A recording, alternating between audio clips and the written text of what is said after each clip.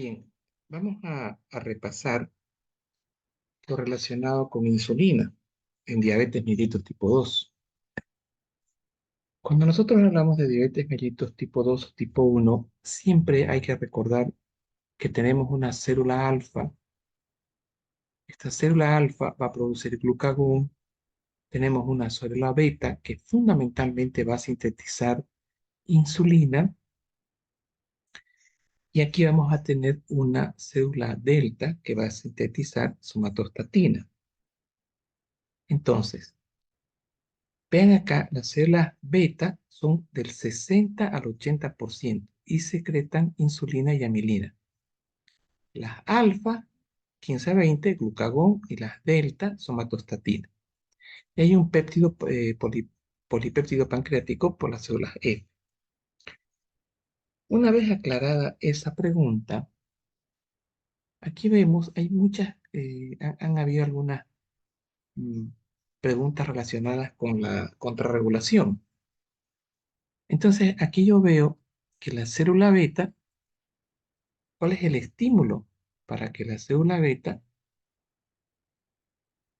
pueda producir insulina? Eso es perdón, claro, insulina, primer aspecto. Y este es básicamente su desencadenante, su activador para que la célula beta pueda producir insulina, siempre va a estar relacionado con lo que vendría a ser el...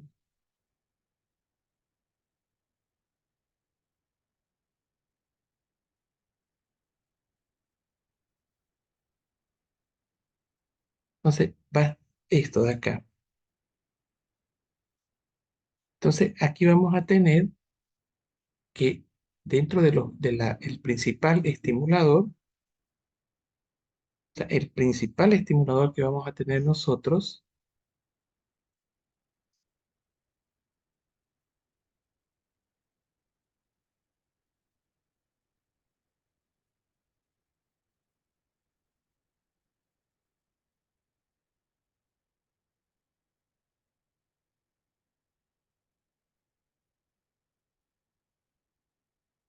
ya, el principal contrarregulador, el principal estímulo que va a tener nuestra célula beta, aclaro, va a ser lo que vendría a ser la glucosa en plasma. Entonces, cuando la glucosa en plasma supera los 100 miligramos, la célula beta produce inmediatamente glucosa. Y paralelamente, vean ustedes, se está produciendo abundante cantidad de insulina por células beta. Vean cómo las células alfa van a quedar inhibidas. Pero también acá lo que vendría a ser eh, el intestino delgado van a producir una sustancia parecida al glucagón, que se llama GLP-1, incretinas, que también van a tener un efecto de tipo inhibitorio sobre las células alfa. Y estas células delta, también el páncreas va a empezar a liberar células somatostatina, las cuales van a tener un factor inhibitorio. Entonces, frente a la hiperglicemia, para poder reducir la cantidad de glicemia en el plasma, libera insulina, y esta insulina lo que va a hacer es bajar los niveles. Yo tengo acá mis niveles aumentados tengo acá mis niveles aumentados. Este es mi valor normal de la glicemia.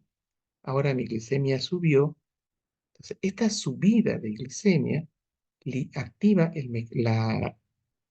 las células beta, y las células beta empiezan a producir absorción de glucosa hacia la célula. Entonces vean ustedes cómo los niveles de glicemia aquí descienden y se van a mantener, si es en el post-desayuno, se van a mantener entre 100 y 140. Y 2 horas después van a estar inferior a 160. Entonces, acá prácticamente el contrarregulador, digo, mejor dicho, el mecanismo principal de la activación de célula beta va a ser la insulina, la glucosa, la hiperglicemia. Bien, entonces, aquí adentro, en este, aquí adentro, en esta célula beta, vamos a tener nosotros el mecanismo del AMP cíclico.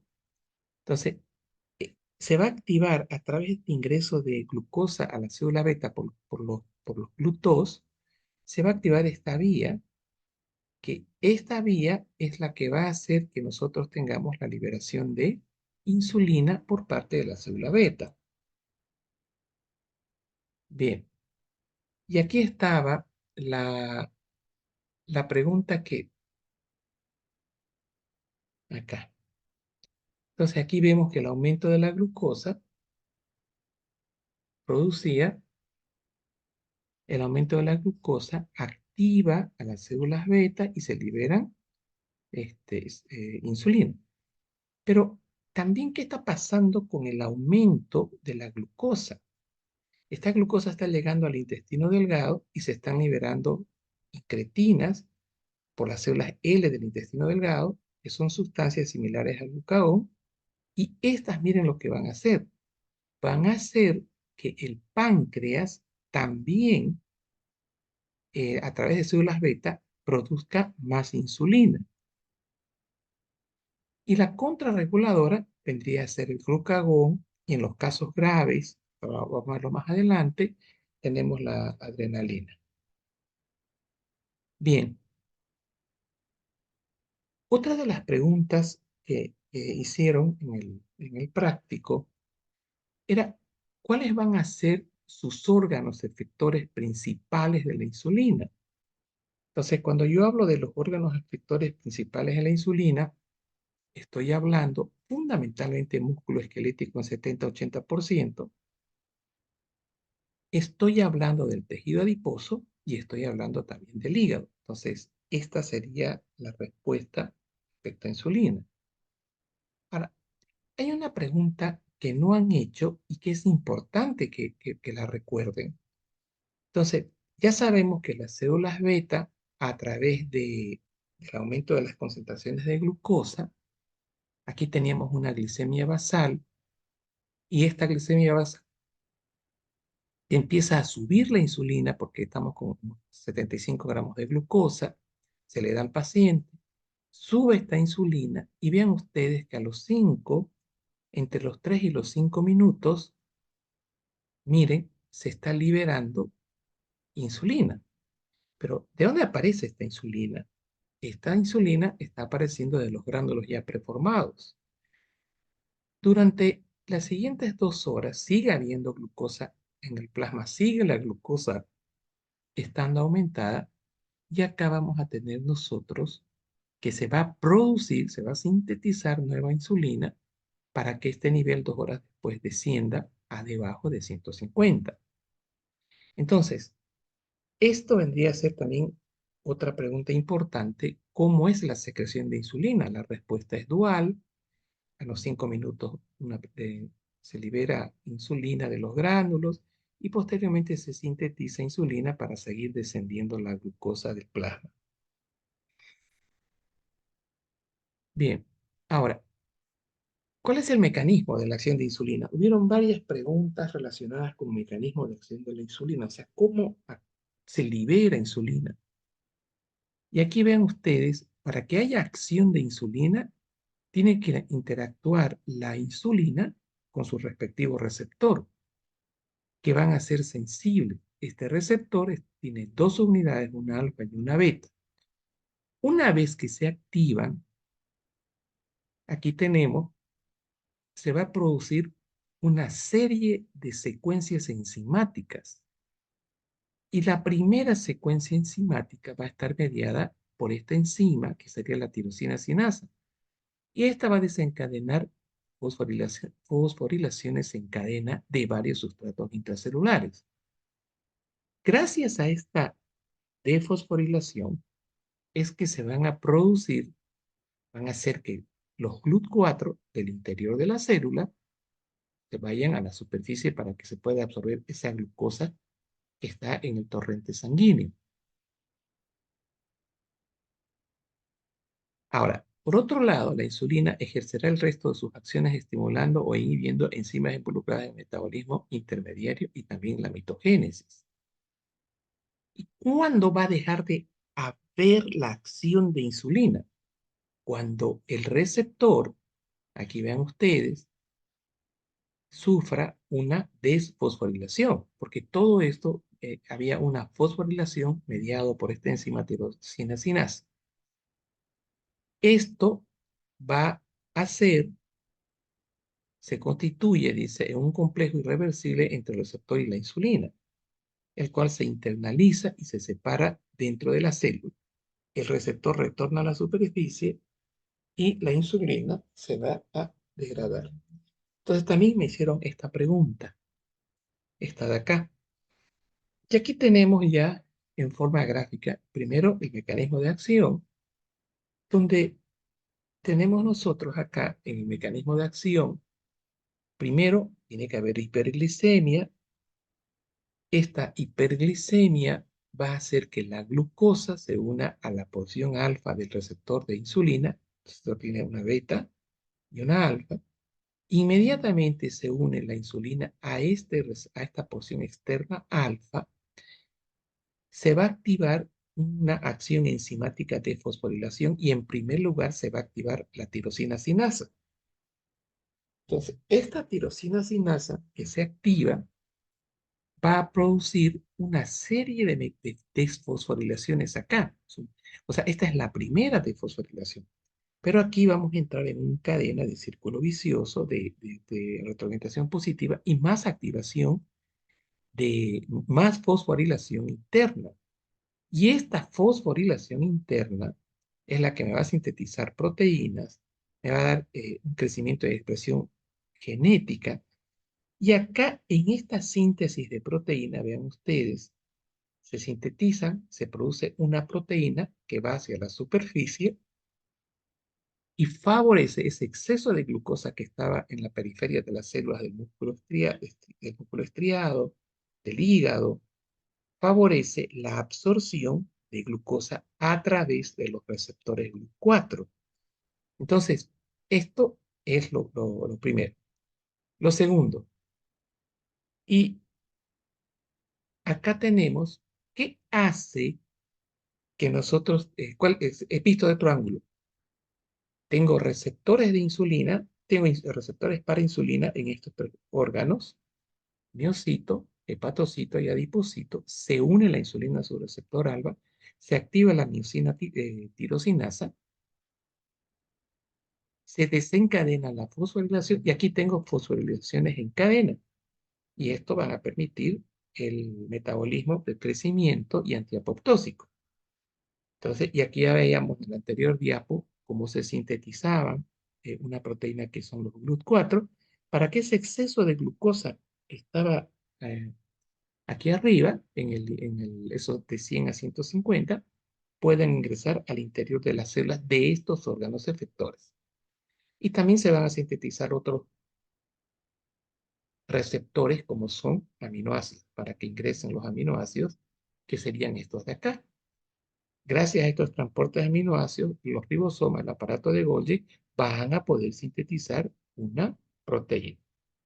Entonces, eso respecto a la acción de la insulina que preguntaron. Ahora, respecto a lo que era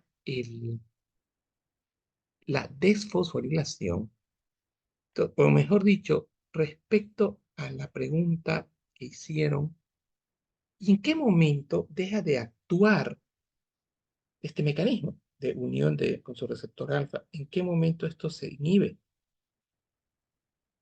Cuando deja de haber fosforilación, o sea, la desfosforilación, este receptor se internaliza y se separa. La insulina es degradada y el receptor nuevamente regresa hacia arriba. Entonces, Ese vendría a ser el mecanismo de que ya la insulina no va a poder hacer más efecto porque hay desfosforilación, se internaliza aquí hacia adentro de este receptor y obviamente ya no van a haber pues, este, transportador de glucosa como GLUC4. Entonces esa fue otra de las preguntas que hicieron. Y acá, esta es una diapositiva interesante porque es el octeto según de Fronzo en la fisiopatología ya de la diabetes. Tanto la diabetes tipo 1 como la diabetes tipo 2, en general, en conjunto, van a generar una hiperglicemia. Entonces, y acá, cuando nosotros decimos van a generar una hiperglicemia, acá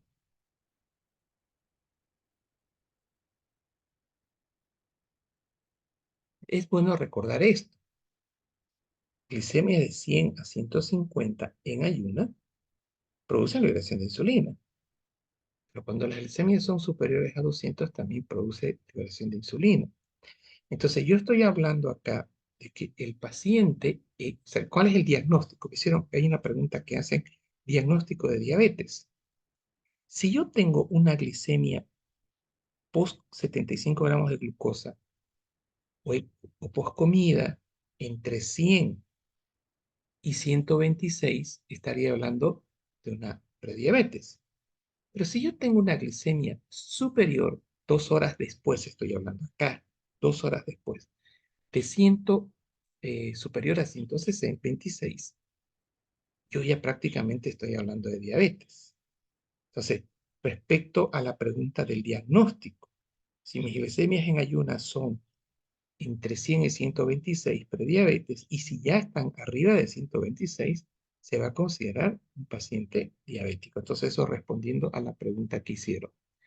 Entonces, este paciente tiene hiperglicemia, o sea, está con más de 126 en ayunas o está con más de, eh, no, está entre 100 y 126 en ayunas y post comida superior a los 126. Entonces, ya este paciente es considerado hiperglicémico diabético. Y esta vendría a ser la fisiopatología. Dijimos que tras que sube la glucosa, el páncreas libera insulina. Pero este páncreas, en fisiopatología, está liberando menos insulina. Si libera menos insulina, aumenta la hiperglicemia, no se absorbe y está en el músculo y en el hígado y en el eh, tejido adiposo, por lo tanto persiste la hiperglicemia. Pero todo empezó acá con la disminución o en la diabetes tipo 1, la ausencia total de insulina. En la tipo 2 es disminución. Por otro lado, tengo acá las incretinas a través de las que se liberaban en el intestino delgado, el GLP-1. Esta también va a haber una disminución de incretinas. Por lo tanto, ya no tengo quien estimule a la célula beta y por lo tanto tengo hiperglicemia. Otra causa de hiperglicemia sería por los pacientes diabéticos tipo 1 y los tipo 2 van perdiendo peso, se va produciendo lipólisis. Estos ácidos grasos van a producir nueva glucosa hasta en el hígado y tendríamos hiperglicemia. Y ahora miren acá. Hay alguien preguntó sobre la tasa de absorción de glucosa en el riñón. Si mis glicemias están hasta 220, se van a absorber toda la glucosa. Pero cuando nosotros tenemos un aumento de glucosa, más de 180, más de 220, toda esa glucosa permanentemente se está absorbiendo en el riñón y se está produciendo hiperglicemia. Ahora, este mecanismo del aumento de la reabsorción de glucosa, quiero que lo recuerden porque uno de los tratamientos actuales en este momento va a ser bloquear la absorción de glucosa para reducir la hiperglicemia. Entonces, tenemos nosotros estos productos en la actualidad. Ahora, y acá se está manejando ahora un concepto, acá,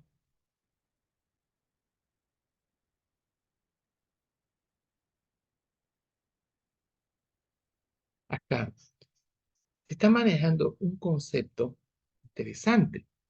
Acá dice disminución de la utilización de glucosa. Eso es para, de Fronso, en su clasificación, lo mencionaba así.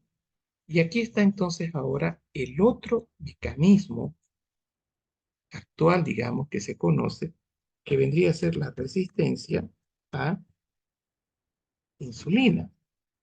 Entonces, cuando nosotros estamos hablando de resistencia de insulina, estaríamos diciendo acá que el músculo no va a poder absorber la glucosa en forma adecuada. Entonces, al no absorber la glucosa en forma adecuada,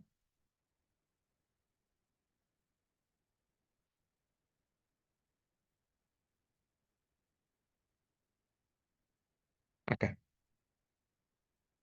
entonces, lo que quiero que vean cómo este concepto para De Fronso con el que se empezó, que este ha sido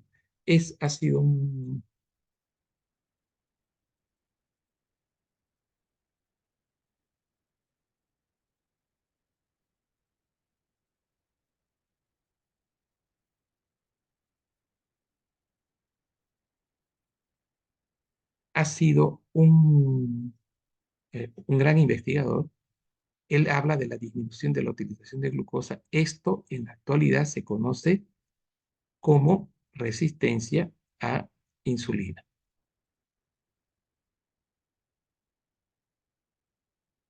Bien, ahora, por otro lado, acá tengo la disfunción de algunos neurotransmisores a nivel central. Y miren esto, otro de los mecanismos es que el, a ver, acá dice aumento en la producción hepática de glucosa. Al no haber insulina, la glucosa por GLUC4 no se absorbe en sus órganos efectores. Entonces, la glucosa internamente en el músculo, en el tejido adiposo, en el propio hígado, está baja porque no hay absorción de glucosa, porque hay resistencia a insulina o porque existe una disminución en la secreción de insulina. Entonces, esta situación está generando que el hígado produzca nueva glucosa o que produzca glucólisis. Entonces, puede haber una gluconeogénesis o puede haber una glucólisis y consecuentemente tendríamos más hiperglicemia. En la medida que estos se vayan, digamos, la insulina vaya disminuyendo en el tipo 1 especialmente, la hormona contrarreguladora glucagón se va a liberar y va a producir hiperglicemia. Entonces, este es el mecanismo básico, fisiopatología básica de la diabetes, es la hiperglicemia aumentada por estos elementos que acabo de mencionarles.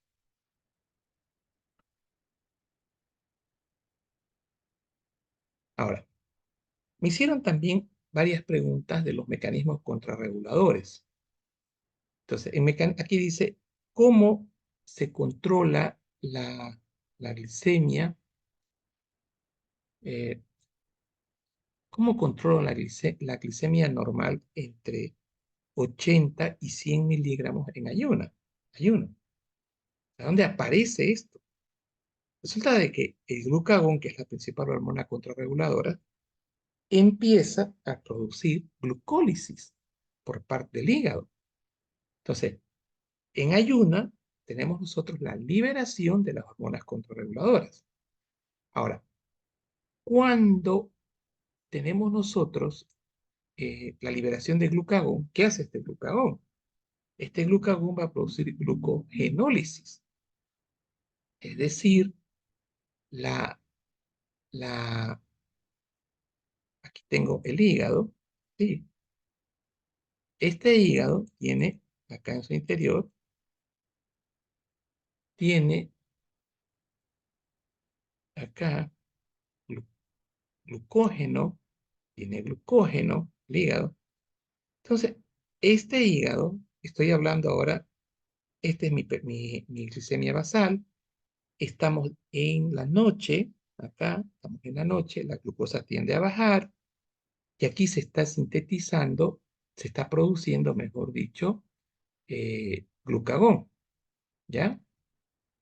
Entonces, este glucagón que se está produciendo acá va a actuar en el hígado y va a producir que haya acá salida de glucosa, o sea, que haya glucólisis para compensar esta glicemia baja en el periodo de la noche, en el ayuno de la noche. O a las 10 de la mañana, nosotros desayunamos a las 7, almorzamos a las 10, pero en este periodo, entre las 7, aquí yo desayuno, en el periodo de las 7 hasta las 10, tengo una tendencia que mi glicemia esté por debajo de 100, y gracias a la liberación del glucagón y a la glucólisis, esta glicemia siempre se va a mantener en un valor entre 80 y 100 y va a evitar la bajada de azúcar. Pero es diferente si yo les pregunto a ustedes una hipoglicemia causada por una reacción adversa en paciente renal con exceso de insulina. Ahí, aparte de que se va a liberar el glucagón, otra hormona contrarreguladora es la adrenalina, noradrenalina. Pero eso es en hipoglicemias causadas severas por enfermedad. Es por eso que también no preguntaron ahí, y es importante hacerles recuerdo, de que en los pacientes hipoglicémicos causados por el exceso de insulina o que le han dado glibenclamida al paciente, ellos tienen transpiración profusa, están en estado de coma porque la glucosa no entra al cerebro. Entonces, no se olvide que a nivel del cerebro no existen receptores de insulina. Entonces, no hay a nivel del cerebro absorción de glucosa. Entonces, acá vemos que en el cerebro, cuando hay hipoglicemia, libera adrenalina y la adrenalina actúa como una hormona contrarreguladora. Bien, por otro lado, aquí teníamos, este es el mecanismo ya de acción de lo que vendría a ser,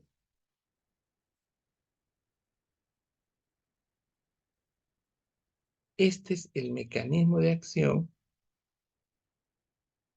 de lo que vendría a ser la, la insulina en las células efectoras. Entonces aquí yo tengo, mejor dicho, es el mecanismo de las células beta, cómo liberan glucosa, insulina, perdón. Esto es el mecanismo de cómo las células beta van a secretar insulina.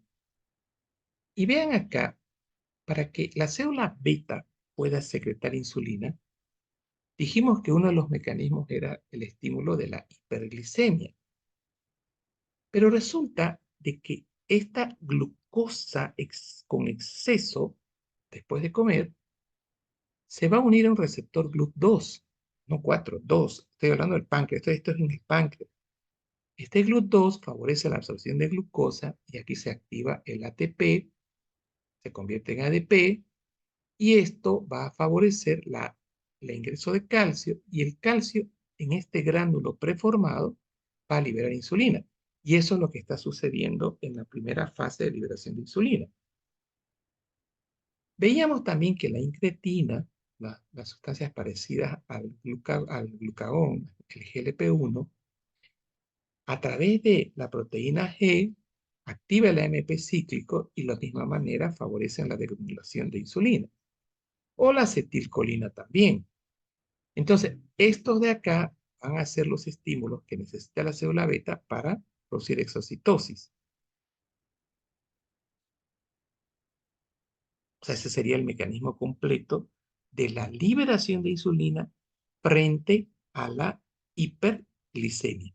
Entonces, este mecanismo de acción de cómo se secreta insulina, va a estar mediado por hiperglicemia.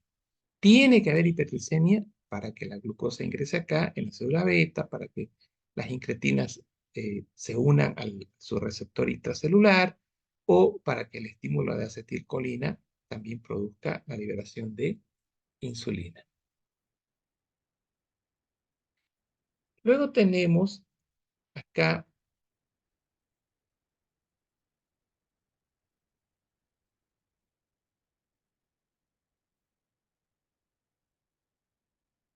Hicieron una pregunta, ¿cómo o sea, cuál es la relación de hipertensión, insulina y diabetes?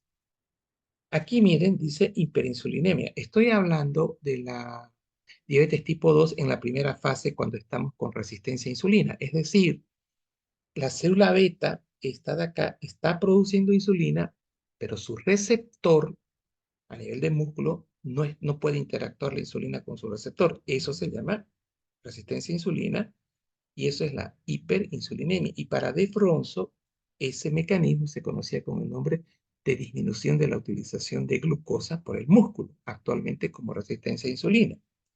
Entonces, en este mecanismo de resistencia a insulina, se van a generar hipertensión. Ahora, mm, el mecanismo de hipertensión es porque la insulina, aparte de ser, miren, la insulina, aparte de tener una acción de favorecer la proliferación celular, de favorecer el crecimiento. Fíjense lo que tiene la insulina en condición fisiológica. No estoy hablando de de hiperinsulinemia. La insulina normal tiene un efecto antiapoptósico, es decir, reduce la posibilidad de la muerte celular programada. Y la insulina a través de óxido nítrico produce vasodilatación. Esto en condición fisiológica. Y la insulina, acá, activa, estimula, estimulación del sistema nervioso simpático y aumenta la reabsorción tubular renal de sodio. Todo esto mediado por los receptores de cotransporte a nivel del riñón. O sea, estas son otras acciones sistémicas de la insulina, no solamente la absorción de glucosa. ¿Y qué tiene que ver ahora la hiperinsulinemia en diabetes tipo 2? Al inicio hay resistencia a insulina, hiperinsulinemia, y como dijimos que la insulina en condición fisiológica absorbe sodio, aquí tengo aumento del retorno venoso, aumento del gasto cardíaco, hipertensión arterial. Dijimos que la insulina en condición fisiológica activa el simpático, ahora estamos hablando de hiperinsulinemia y el simpático produce vasoconstricción, aumento de la resistencia periférica, hipertensión arterial. Ahora, tiene la insulina una actividad mitógena, ya lo dijimos eso, pero esta actividad mitógena está exagerada y ahora se está produciendo una hipertrofia del músculo liso a nivel de la arteria renal. Esta hipertrofia del músculo liso va a generar resistencia y consecuentemente hipertensión arterial. Y por otro lado, la insulina eh, va a favorecer en las células musculares la presencia de iones de calcio en el citosol y esto va a generar una vasoconstricción que es superior a la vasodilatación que se produce en condición fisiológica. Entonces, esta diapositiva también es importante sobre el mecanismo de la hipertensión arterial y la hiperinsulinemia como consecuencia de la resistencia a insulina. Ahora, acá vimos nosotros las hormonas contrarreguladoras. Y este mecanismo de contrarregulación se va a observar básicamente cuando nosotros estamos en un cuadro de hipoglicemia. Entonces yo tengo una glucosa inferior a 90, se va a liberar adrenalina. Mire lo que hace la adrenalina. La adrenalina va a inhibir la acción de insulina. O sea, eso es bueno porque estamos hipoglicémicos a nivel de las células musculares. Entonces, esto va a favorecer el aumento de glucosa. Por eso digo, la adrenalina, noradrenalina es contrarreguladora, pero en hipoglicemias severas, inhibiendo la acción de insulina. Por otro lado, a nivel del hígado, va a producir glucogenólisis, va a aumentar la glucosa en plasma, va a ir al cerebro fundamentalmente.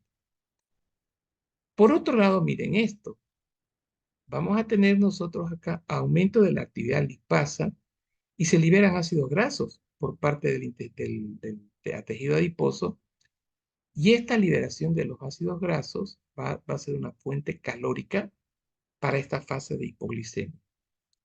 Pero no solo la insulina va a favorecer el hecho de que ya no hay insulina acá, porque estamos hablando de pacientes con insulinopenia.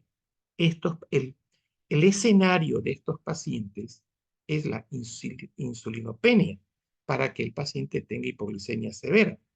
Entonces, en este caso, vamos a tener la, el hecho de que haya ¿cómo es? Disminución de la insulina, insulinopenia, se activa la lipasa. No hay insulina, porque la insulina bloquea la lipasa, se activa la lipasa y se liberan ácidos grasos y hay energía. Y estos ácidos grasos también van a ser fuente de nueva glucosa. Entonces, este es el mecanismo de la contrarregulador frente a una hipoglicemia severa en un paciente insulinopénico. Eso que quede claro. Ahora, el glucógeno, fíjense este detalle. Alguien preguntó algo relacionado con hipoglicemia y glucosa en el cerebro. ¿El glucógeno muscular no puede ser liberado en la circulación para conservar la glucosa? Sí. En ningún momento de los mecanismos de contrarregulación se dijo que el glucógeno del hígado pasa a la sangre y se transforma en glucosa. No, no dijimos, eso no va a suceder. Y consecuentemente, estamos expensas nosotros de la eh, glucólisis que se estaría produciendo por el hígado. Y esta glucólisis del hígado va a estar mediada por el glucagón. Entonces, el glucagón, como este mecanismo no existe, va al hígado y en el hígado produce glucólisis. Esta glucosa producida por el hígado, mediada por la ausencia de insulina, es la que va a ir al cerebro, a los tejidos nerviosos periféricos, para compensar la bajada de azúcar. Por lo tanto, la inhibición de insulina por parte de la adrenalina reduce el pasaje de glucosa hacia las células musculares y permite la llegada de glucosa al cerebro. Entonces, miren ustedes, si no tuviéramos nosotros este mecanismo de producción de glucosa del hígado, el paciente puede morirse. Pero antes de eso, hace un estado de hipoglicemia severa. Y felizmente están actuando también la adrenalina, el glucagón, para elevar los niveles de azúcar. Las catecolaminas aumentan la actividad de lipasa, acá, y aquí se estaba produciendo la glucólisis.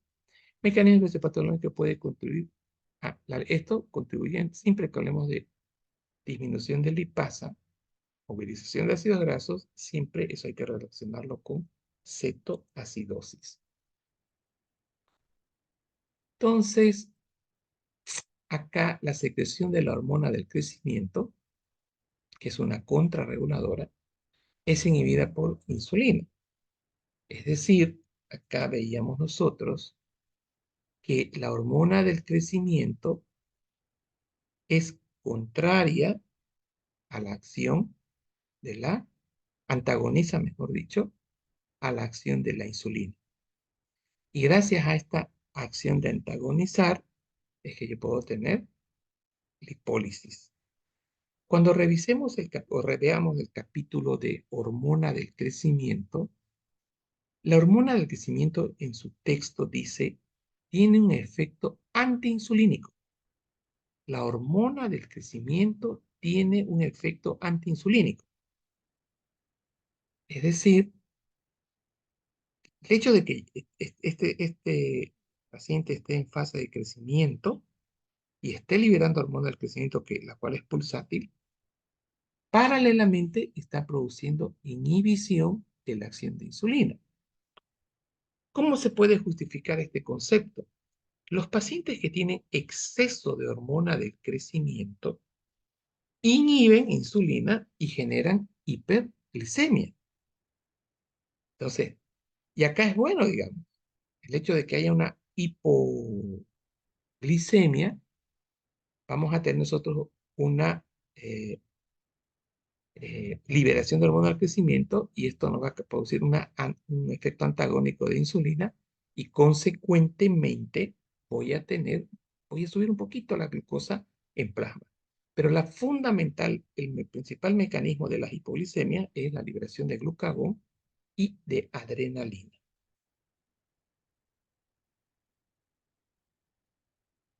Entonces, esto tómenlo en cuenta.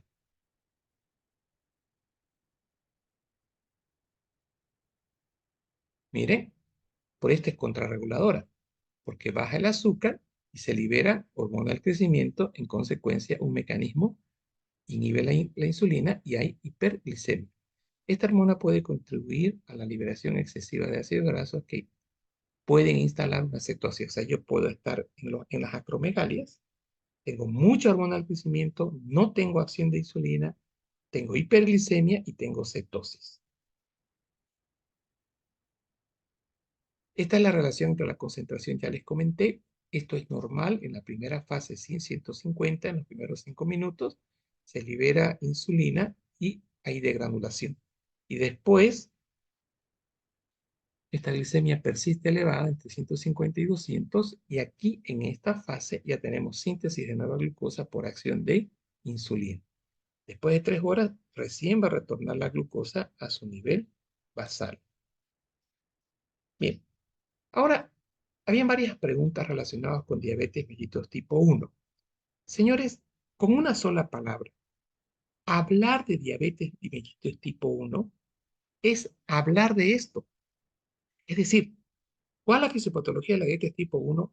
Destrucción de los islotes de Langerhans, destrucción de las células beta.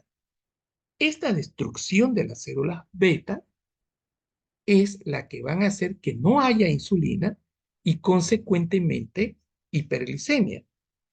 Al no haber insulina, la lipasa queda bloqueada y el tejido adiposo del abdomen empieza a ser liberado al torrente sanguíneo y ahí se produce la lipólisis.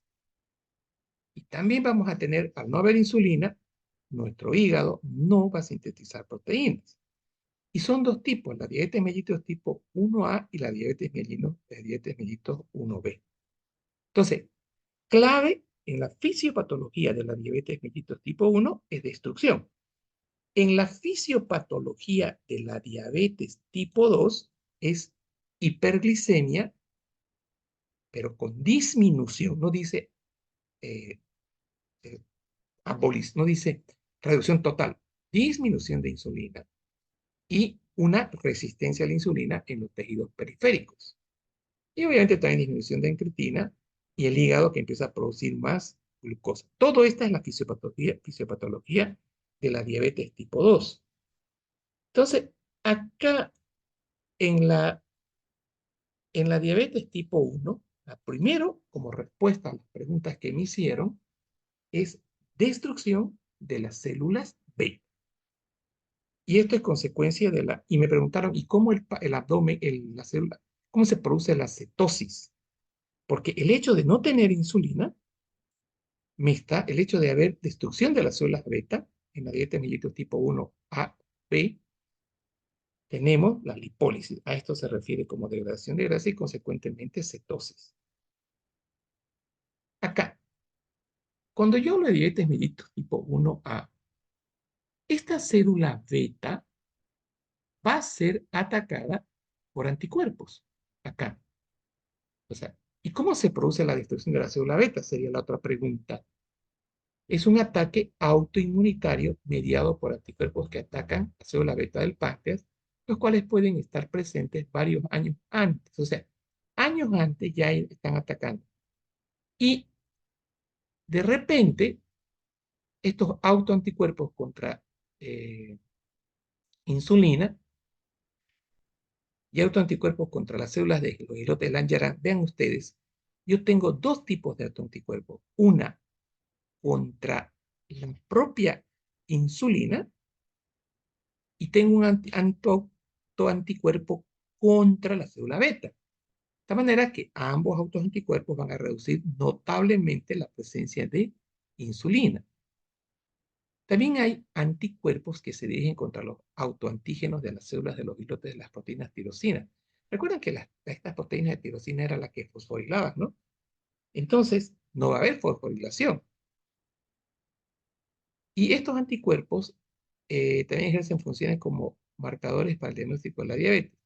El ataque autoinmunitario de los islotes Langerhans de la célula beta, ya sea de la insulina como tal o a la célula beta, van a generar destrucción de la célula beta.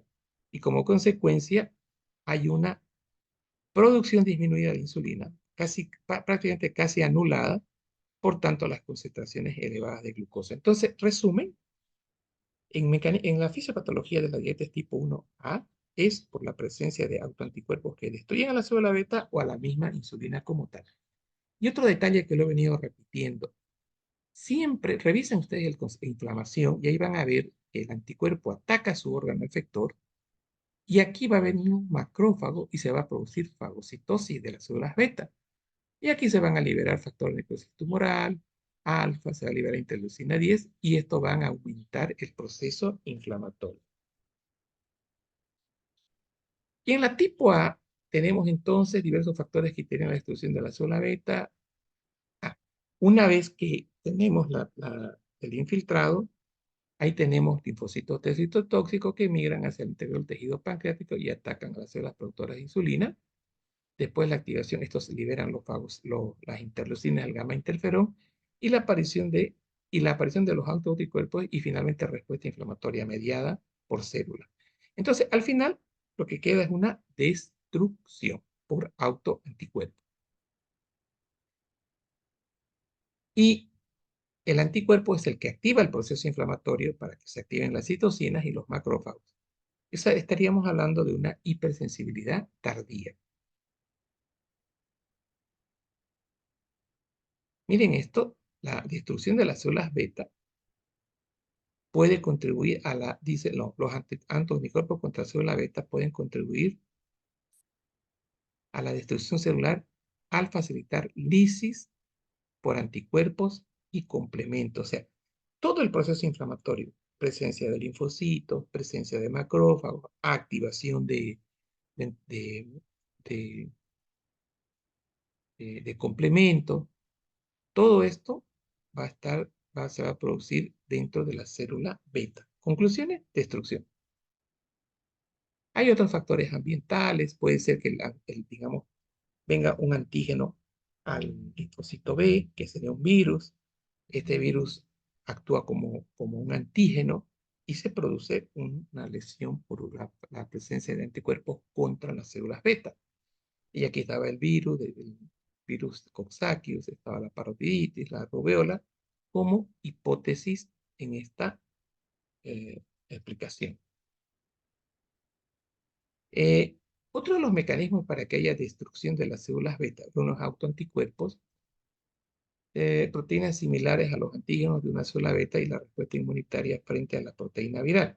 Tienen una reacción cruzada.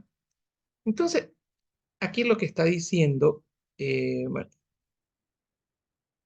estas infecciones virales, lo que yo les decía, producen proteínas similares a los antígenos de las células beta y la respuesta inmunitaria frente a esta proteína viral. A ver, esto sería más o menos, sería así. Eh, Acá. Entonces esto sería así. Miren, acá tengo mi célula beta, es esta de acá.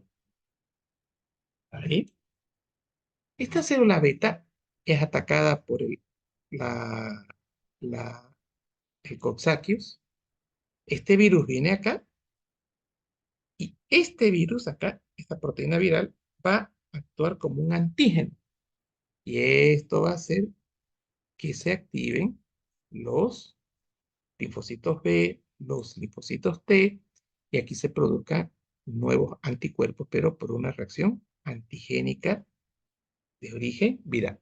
Y la tercera hipótesis sugiere que la infección en los primeros años de vida podría persistir en el páncreas y una reinfección posterior por virus relacionados con parta epítopos similar. O sea, otra vez estamos hablando de una hipótesis de anticuerpos.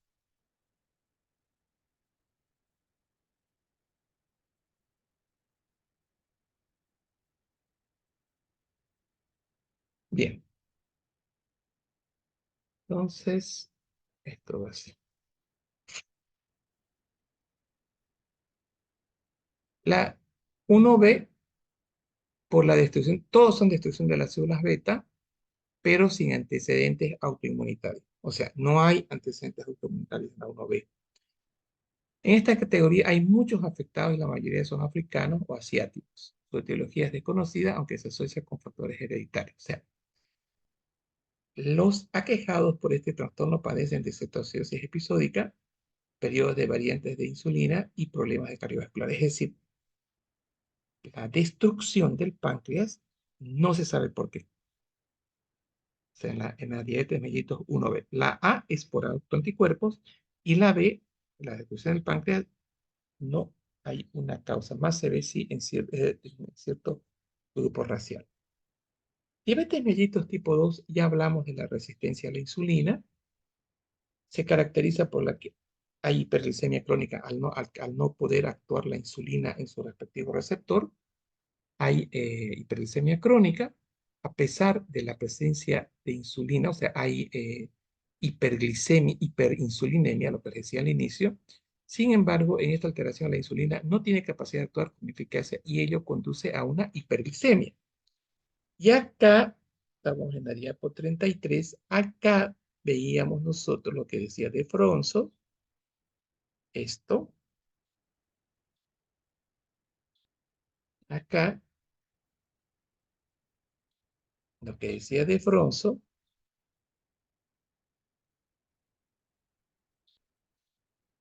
acá. Entonces tenemos hiperglicemia por resistencia a insulina. Entonces, acá tenemos, es una resistencia a la insulina, no tiene la capacidad de actuar con eficacia y con ello conduce a hiperglicemia. Hiperglicemia. Esa es otra de las cosas que me estuvieron preguntando. ¿Cuál es el mecanismo? ¿Por qué hay resistencia a la insulina? Es porque no hay una interacción entre la insulina y su receptor a consecuencia de la hiperglicemia crónica. A diferencia de la tipo 1, no se asocia con marcadores HLA, o sea, no es por autoanticuerpos ni anticuerpos, sino alteración en la cantidad de insulina por disfunción de la célula beta del páncreas.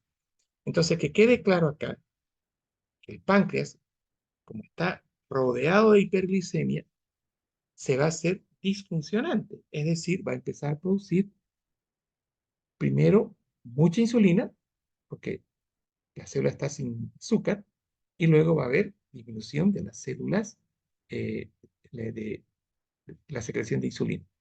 O una mala captación de glucosa por la ineficacia de la insulina, resistencia a la insulina. Entonces, primero hay resistencia y luego tenemos una disminución de la síntesis de insulina. Aquí está la hiperglicemia. El proceso fisiopatológico en estas alteraciones dice,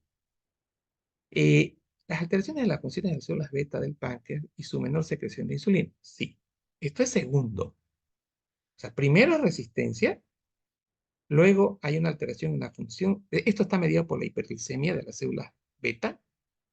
Y tercero, por un aumento en la producción hepática de glucosa y el metabolismo anormal de la grasa. Este es, digamos, la fisiopatología de la reducción de insulina por el páncreas. Cuando digo páncreas, me estoy refiriendo a células beta. Entonces, acá, entonces, lo primero, las preguntas que también me han hecho, hay varias de estas preguntas. Fisiopatología, uno es la fisiopatología de la diabetes como tal, que son el objeto de Bronzo.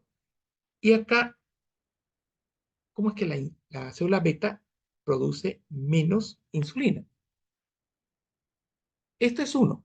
Esto es causado por la hiperglicemia crónica, o sea, una disfunción de la célula beta. Y o sea, yo les digo primero, pondría yo esto, resistencia periférica a insulina, es decir, la hiperglicemia hace que la insulina no se pueda unir a su receptor. Eso se llama resistencia periférica a insulina. La célula de los órganos efectores va a estar con disminución de azúcar porque si no hay insulina, no hay ingreso acá de azúcar. Entonces, al no haber ingreso de azúcar acá, porque no hay insulina o está reducida, el hígado va a empezar a tener una alteración de su metabolismo y vamos a tener glucólisis acá. Y el páncreas, al no haber insulina o al haber reducción de insulina, va a empezar, se bloquea la lipasa pancreática y el hígado, la célula eh, del tejido graso, van a empezar a liberar ácidos grasos. Entonces, aquí, ¿cómo se produce la hiperglicemia en la diabetes tipo 2? Ya dijimos que sería por reducción de la cantidad de insulina y por la resistencia a los receptores de insulina. Como recordatorio, la insulina, tras que se une en su respectivo receptor, activa la tirosina sinasa. Estas en consecuencia, ahora, dice, los niveles de receptor de insulina, los niveles del receptor de insulina y la actividad tirosinasa están en consecuencia, hay una deficiencia de señalización. La hiperglicemia causa esto y pueden estar originadas por mutaciones o modificaciones posttransduccionales en los receptores de insulina. O sea, el hecho de estar hiperglicémico porque se están ingiriendo muchos hidratos de carbono, hay mucha glucosa en plasma, el receptor va a empezar a mutar, va a empezar a cambiar. Además, porque hay un problema de antecedente genético hereditario. Esto va a generar un problema de la unión entre la insulina y su respectivo receptor. Y consecuentemente vamos a tener no acción de insulina e hiperinsulinemia. También se han atribuido alteraciones posteriores a la unión de insulina, lo cual induce una alteración en la funcionalidad de los receptores, donde se ve reflejada la transformación de la funcionalidad de los receptores hasta la actividad de proteínas, los que sean los mismos. Entre estas alteraciones frecuentes se encuentra la disminución del número de receptores de insulina. O sea, hay menos receptores de insulina. Hay una mutación de los receptores de insulina y su hipoactividad enzimática en las células dianas. O sea, recuerdan ustedes que la célula diana, tras que se une a la insulina, se fosforila. Esta fosforilación activaba la tirosina sinasa y ahora vamos a tener una alteración en esta fosforilación y consecuentemente no vamos a tener los GLUT4. Entonces son tres, digamos. O sea, es como se reduce la acción de la insulina. Vendría a ser vendría a ser la resistencia a la insulina porque el receptor está alterado. Acá es una alteración genética. Hay una alteración en la defosforilación y vamos a tener acá un problema de unión entre la insulina y su respectivo receptor.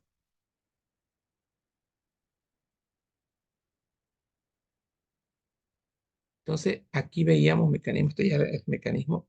Entonces va a haber un problema de una alteración en la actividad enzimática o sea, no va a haber una fosforilación adecuada, por lo tanto, no se genera todo este mecanismo de GLUT4 y hay hiperglicemia. Por otro lado, va a haber una mutación de la unión entre la insulina y su respectivo receptor. Entonces, este es uno, la alteración de la defosforilación es el otro. Entonces, ese sería el mecanismo. Eh, el aumento de la fosforilación en residuos de serina, tirosinasa en el receptor de insulina y en el sustrato del receptor de insulina ha sido considerado mecanismo clave en el desarrollo de resistencia a insulina, ya que el aumento excesivo del estado de las fosforilaciones en estas proteínas puede intervenir en la asociación de otras proteínas que no puedan unirse. O sea, vean ustedes cómo aquí el Uribe habla de un trastorno más o sea, cómo se produce la resistencia del receptor, porque hay una alteración en la fosforilación del mecanismo de fosforilación.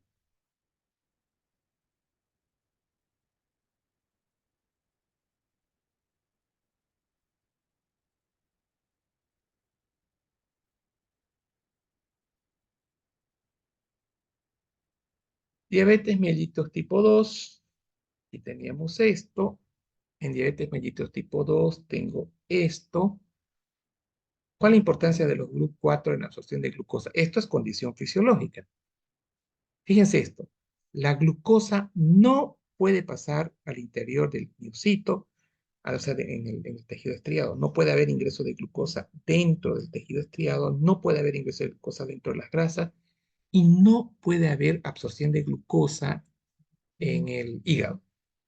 Para ello, yo necesito GLUT4 y para que el GLUT4 tenga, necesito insulina. Dado que la glucosa es incapaz de atravesar la membrana celular por sí sola. O sea, necesito de estos transportadores de GLUT1, 2, 3 y 4. El GLUT4 es considerado el transportador de glucosa más importante. Miren, insulino dependiente. Entonces, tengo insulina, interacción con su receptor de insulina que tiene dos subunidades, fosforilación y síntesis de GLUT4 o de otros GLUT también. Si no hay esto, no hay absorción de glucosa. ¿Qué pasa en la diabetes tipo 2? Hay una alteración entre el glucosa y su receptor, no hay fosforilación y no hay GLUT4. Por lo tanto, no se absorbe la glucosa por la resistencia que existe y consecuentemente tengo lo que decía de Fronzo. Y de Fronzo decía, me va a llevar a un cuadro de hiperglicemia, la disminución de la secreción de insulina o la resistencia, que es lo que acabo de explicar, en los receptores de insulina.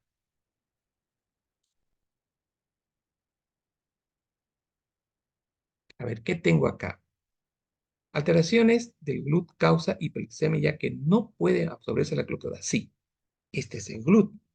Ahora yo no tengo GLUT, entonces hay un GLUT4 disminuido, no hay absorción, hay hiperglicemia. ¿Y dónde está esta alteración? Hígado, célula muscular y adipocito. Ahora, este es el receptor de insulina, este de acá. La insulina actúa en su receptor, pero el que está fallando es el receptor de insulina, donde no va a haber el mecanismo de fosforilación, va a estar alterado. Entonces, si está alterado, no hay síntesis de glúten. Y consecuentemente esto lleva a una hipoglicemia intracelular causando activación de hormonas contrarreguladoras. Y aquí vamos a tener ahora más glucagón, el glucagón va a actuar sobre el hígado, más glucólisis, más hiperglicemia. Nuevamente volvemos al mecanismo de Fronz. Por otro lado, dijimos que el páncreas secreta abundante insulina.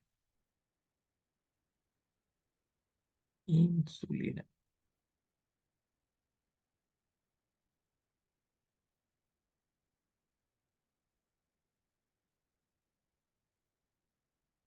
Entonces, el páncreas secreta abundante insulina, pero esta insulina no está actuando adecuadamente en el receptor, o sea, no está produciendo fosforilación. Hay una alteración en la fosforilación y consecuentemente se está produciendo hiperglicemia.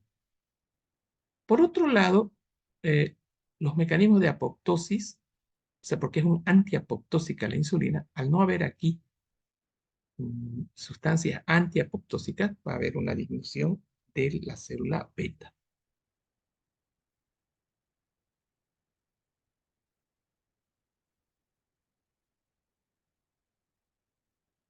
Y tengo lo mismo. Los pacientes con D4 tienen una, miren, disminución de GLUT, lo que puede estar ocasionado otras ocasiones en el momento de la síntesis. Por lo tanto, ante la falla en estas proteínas transportadoras, la glucosa será incapaz de entrar a la célula. No hay GLUT, no hay ingreso. En la diabetes tipo 2 tenemos lo que más asocian fisiopatología con diabetes tipo 2. Va a haber una obesidad androide antes del paciente esté diabético. Vamos a tener mucho ácido, o sea, empieza a haber una disminución de la insulina, hay movilización de ácidos grasos, dentro de la célula del adipocito va a haber activación de macrófagos, liberación de citocina, va a haber un estado inflamatorio. Y esta adiponectina, que es la hormona de la saciedad, va a estar reducida. Todos estos mecanismos van a modificar, van a causar resistencia a insulina a este nivel.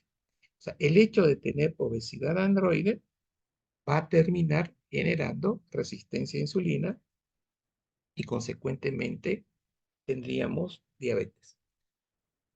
Normalmente los adipocitos secretan leptina, factor de necrosis tumoral, alfa, ácidos grasos libres y resistina, que entre otras funciones también modulan la acción de insulina. En las personas que presentan obesidad, el tejido adiposo está aumentado y por lo tanto también la secreción de estos contenidos químicos, los que más se asocian con fisiopatologías son los ácidos grasos y la adiponectina. ¿Qué hacen los ácidos grasos? Producen alteración de los receptores de insulina. Y es lo que estábamos diciendo. Todo lo que sea alteración del receptor de insulina va a generar resistencia. La misma hiperglicemia causa también alteración en los receptores de insulina. La misma, digamos, la, el aumento de los ácidos grasos, miren lo que va a causar en el mecanismo de fosforilación. Consecuentemente, no va a haber acción de insulina en su receptor y tenemos resistencia a insulina. O sea, este mecanismo de fosforilación va a estar alterado cuando tenemos presencia de ácidos grasos o hiperglicemia. Entonces, alteración en los receptores de insulina, la resistencia por los ácidos grasos elevados, una inadecuada unión de insulina, acá, con su respectivo receptor, dos interacciones de fosforilación, que es esto de acá, mediado por ácidos grasos, y puede haber inhibición de las enzimas actuando en el inicio de la fosforilación, que es el mecanismo que acabo de explicar.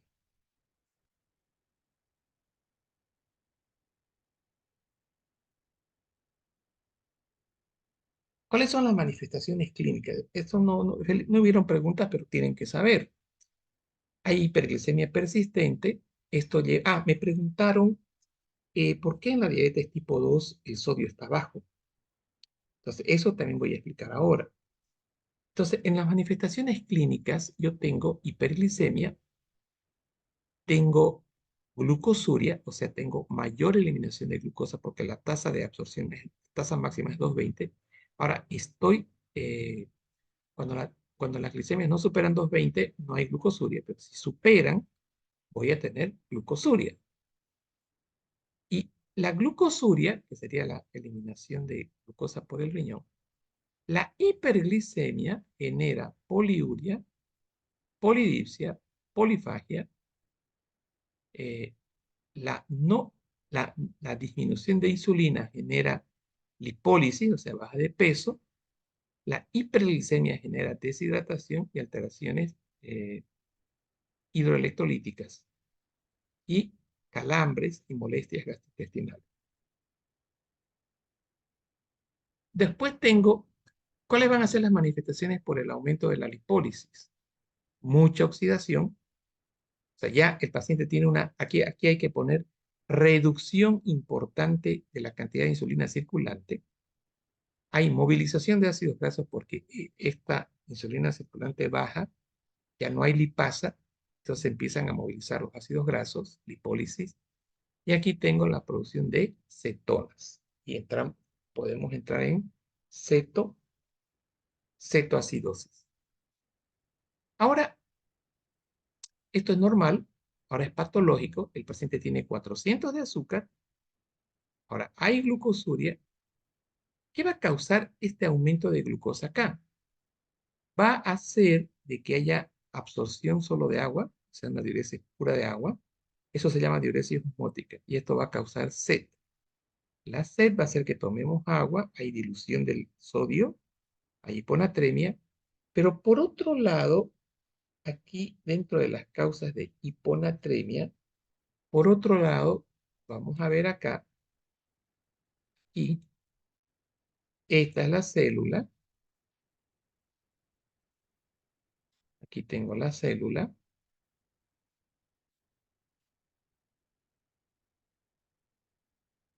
ahí, aquí yo tengo una glucosa 400 y acá tengo inicialmente una glucosa, aquí vamos a poner, digamos 200, está elevado. Entonces, Aquí se va a desarrollar un mecanismo que se llama, aquí tengo más azúcar, está más concentrado, y esto va a generar un proceso de ósmosis. Entonces va a empezar a salir agua acá. Y este sodio que estaba acá en el intersticio se va a diluir y esta va a ser la causa de la hiponatremia. Es dilucional a consecuencia de la hiperglicemia y de la generación de de ósmosis entre la célula y el intersticio.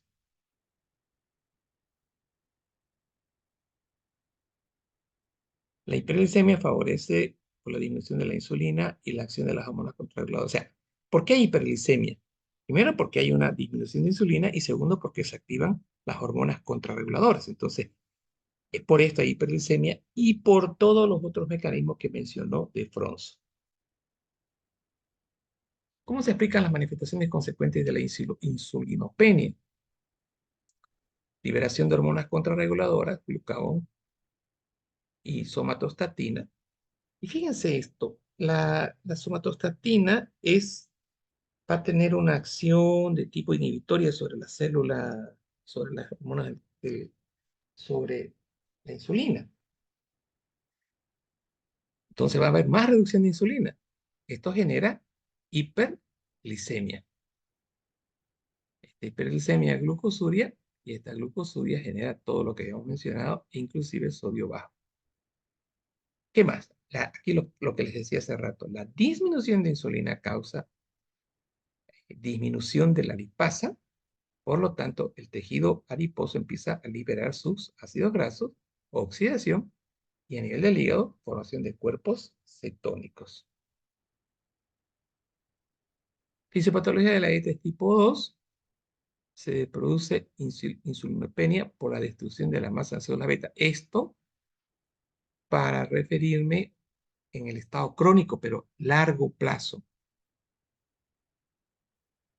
Necesariamente defectos en la secreción. Miren, hay primero un defecto en la secreción de insulina pulsátil y luego se pierde esta fase precoz y finalmente se produce insulinopenia. O sea, es progresivo el daño de la célula y se va produciendo hiperglicemia al haber reducción de insulina. Alteración en el mecanismo molecular de la insulina, ya dijimos que era por una alteración del receptor, resistencia a insulina. Al haber hipoglicemia y aumento en la secreción de glucagón, el riñón favorece la absorción de glucosa y reducción de la acción de las incretinas intestinales, el GLP-1. Ya no hay quien active las células beta. Y la glucotoxicidad, esto es importante, la glucotoxicidad, o sea, la hiperglicemia crónica causa cambios metabólicos a nivel de la célula beta. Entonces, la célula beta no va a producir insulina por glucotoxicidad. Por eso a veces tenemos que iniciar insulina desde el inicio para reducir la glucotoxicidad. La lipotoxicidad, acumulación de lípidos en islotes pancreáticos y tejido muscular, altera la absorción natural de glucosa. Esto ya mencionábamos, poliuria, polidipsia, polifagia. Aquí tengo ya mencionado por hiperglicemia. Y la cetosis. Me hicieron la pregunta ¿por qué hay cetoacidosis diabética? Entonces, esta explicación de la cetoacidosis diabética la voy a hacer con este cuadrito. Fisiopatología de la cetoacidosis diabética. Hay como 3 o 4 preguntas. A ver, acá, dentro de las preguntas que hicieron, cetoacidosis diabética. ¿Cuál es el tratamiento de una cetoacidosis diabética? ¿Qué es la cetoacidosis diabética? La cetoacidosis de respuesta compensatoria presenta además de disminución de insulina. ¿Y cómo puede darse la cetoacidosis diabética? Esto vamos a ponerlo acá. Eso acá. ¿Qué es cetoacidosis diabética primero? Y miren lo que está diciendo. No hay respuesta compensadora. Ojo. En respuesta a cetoacidosis diabética no existe respuesta compensadora. Sería acá, ¿cuáles son los aquí la pregunta sería, ¿cuáles son los mecanismos en la cetoacidosis diabética. O sea, pero hay algo interesante que el alumno que hizo esta pregunta acá eh, dice, algo interesante, ahorita les digo qué es lo interesante. Aquí lo interesante es,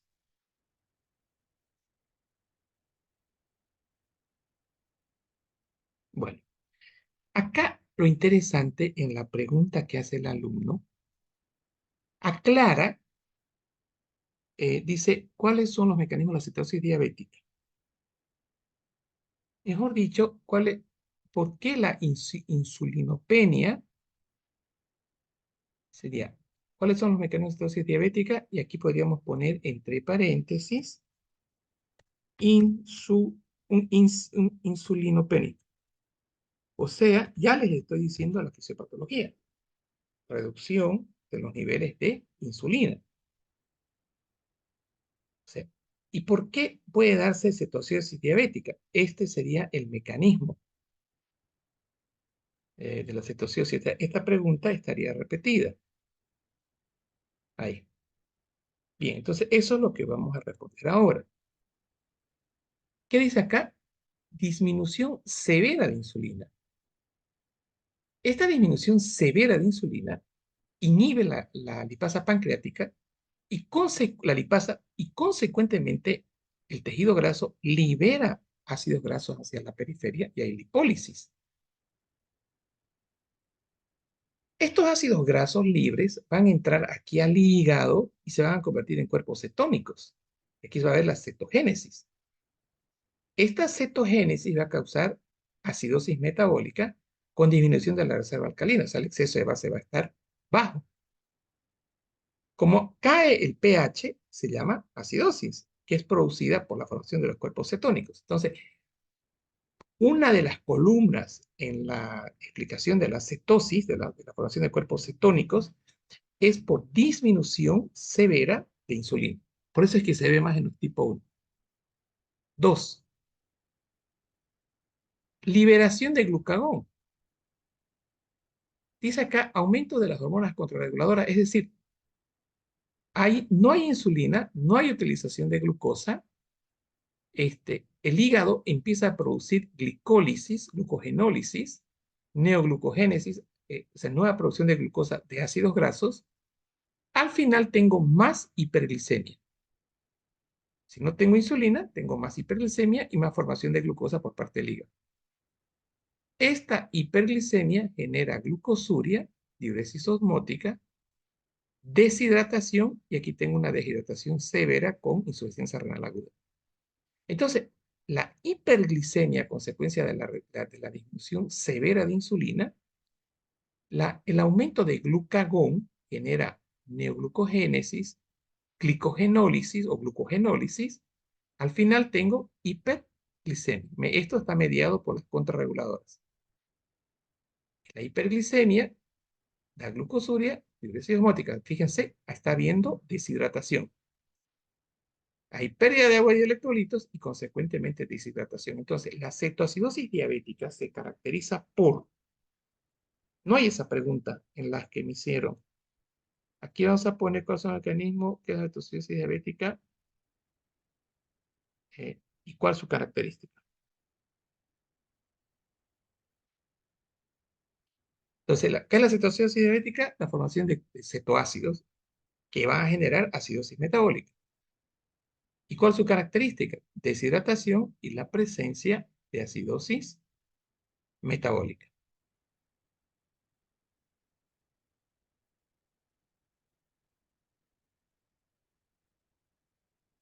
Acá, ya está esto.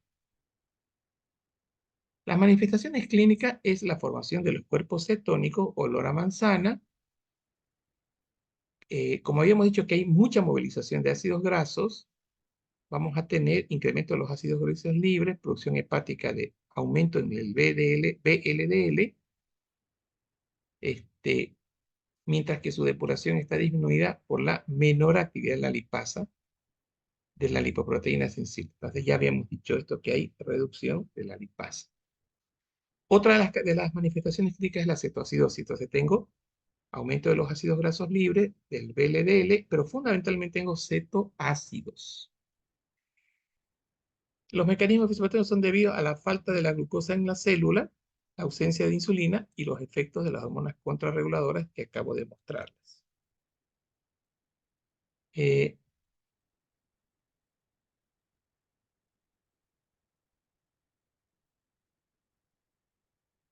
lo mismo. Manifestaciones clínicas de la cetoacidosis ya comentamos. Manifestaciones clínicas de la diabetes ya dijimos esto. Ahora vamos a empezar a ver complicaciones crónicas. Pero antes de ver complicaciones crónicas, tenemos que ver este detalle. Y una pregunta que me hicieron el diagnóstico de diabetes. Entonces, ¿qué es una normoglicemia primero? Hacemos un nivel de glucosa.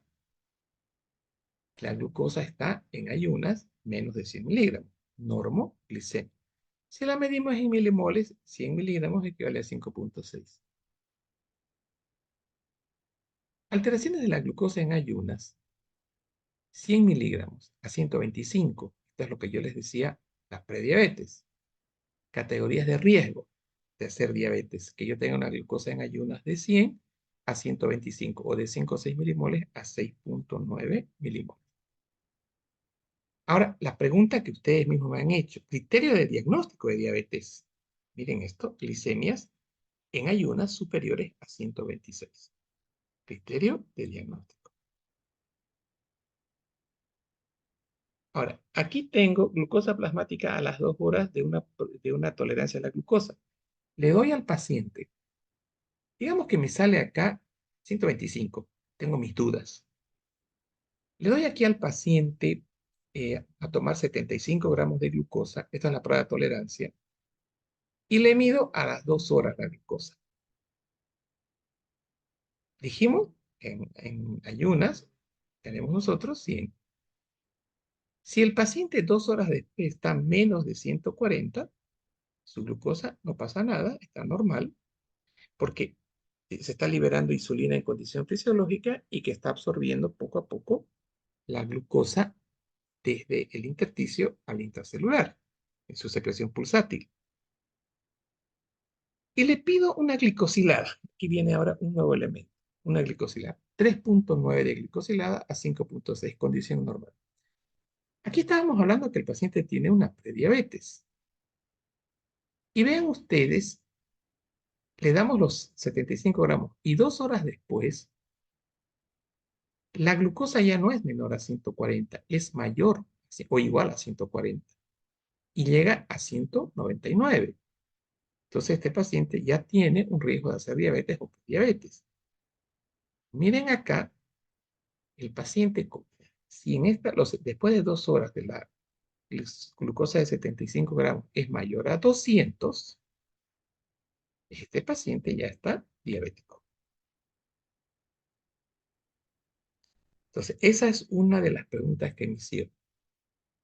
Las manifestaciones clínicas, las complicaciones acá, las principales de las complicaciones son las infecciosas, porque existe una alteración en el sistema de diapédesis, de marginación, de quimiotaxis, consecuencia de la hiperglicemia y consecuente probablemente crecimiento, vamos a tener crecimiento bacteriano. Acá las heridas se cicatrizan lentamente y la formación de úlceras cutáneas a consecuencia de que el paciente, como no siente el pie, lo apoya, no siente y se forman úlceras. No siente el pie porque está con una neuropatía y esto produce también lesiones de la piel. Se golpea al paciente. Entonces, para que hayan estas manifestaciones, tiene que haber una neuropatía. Aquí estaban las infecciones. Ahora viene complicación crónica, nefropatía diabética. Cuando yo hablo, me preguntaron sobre las complicaciones crónicas. Habían varias preguntas. Aquí tengo complicaciones en la diabetes. Hubieron 12 preguntas. Complicaciones graves la diabetes, la cetoacidosis. ¿Cómo afecta a este tipo mal controlada en una persona con alcoholismo? Eso vamos a ver. ¿Cuál es la diferenciación entre insuficiencia renal normal y nefropatía diabética? También lo vamos a ver.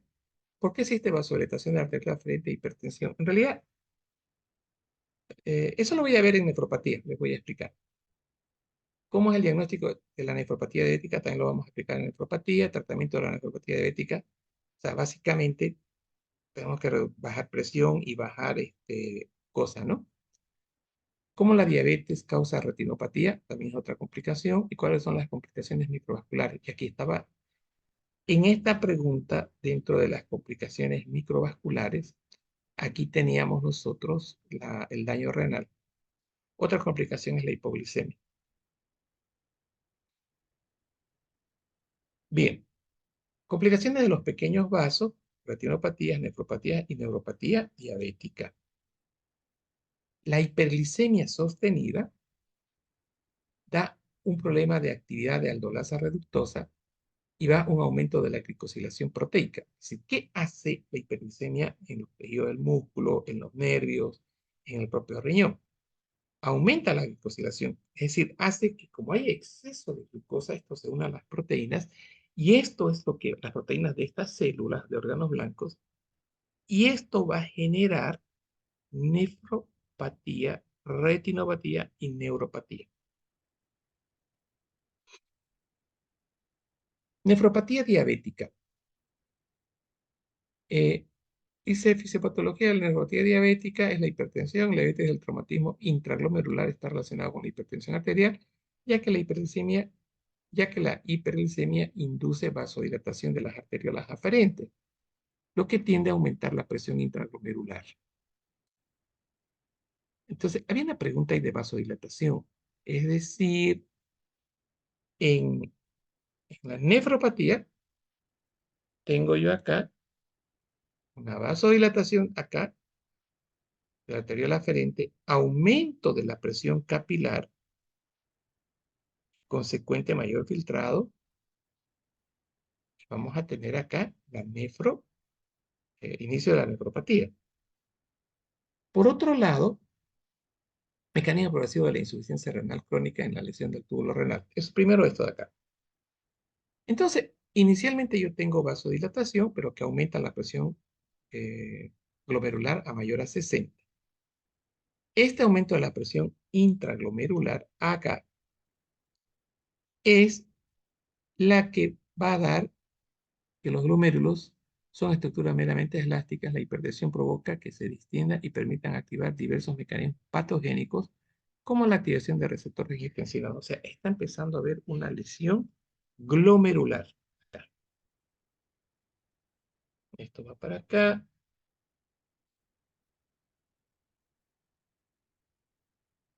Hipertensión arterial, vasodilatación de la arteriola aferente, aumento de la presión glomerular. Y esto ya empieza a generar complicaciones microvasculares y posteriormente disminución del filtrado glomerular. Entonces, aquí tengo esto. Esto ya mencioné. Distinción de la... Ahora, mesangio. Acá, ¿dónde está el mesangio? Acá. Esta es condición fisiológica. ¿Cómo es un glomérulo? Un glomérulo va a tener las células mesangiales que están acá. Va a tener un podocito, que son unas células que están por fuera de la cápsula, la membrana basal. Y va a tener aquí unas células epiteliales. Entonces, en este intersticio, que son las células mesangiales, esta es mi condición fisiológica. Condición patológica, miren, hay engrosamiento de la membrana basal del glomérulo, hay proliferación mesangial y hay rarefacción de los podocitos. Entonces, esto es clave en la diabetes tipo 1. Tengo mucha proliferación mesangial, tengo aumento de engrosamiento de la membrana basal y sobre todo una alteración de los podocitos en la tipo 1. En la tipo 2 tengo fibrosis mesangial acá. Esto está duro. Y dentro del glomérulo, miren esto, este era el glomérulo. Dentro del glomérulo voy a tener nódulo glomerular. Los podocitos van a estar alterados, rarefactados. En cambio, acá, en el tipo 1 también hay rarefacción de los podocitos. Ahora, detalles. El hecho de que yo tenga una alteración de los podocitos, voy a hacer que se filtre albúmina de acá.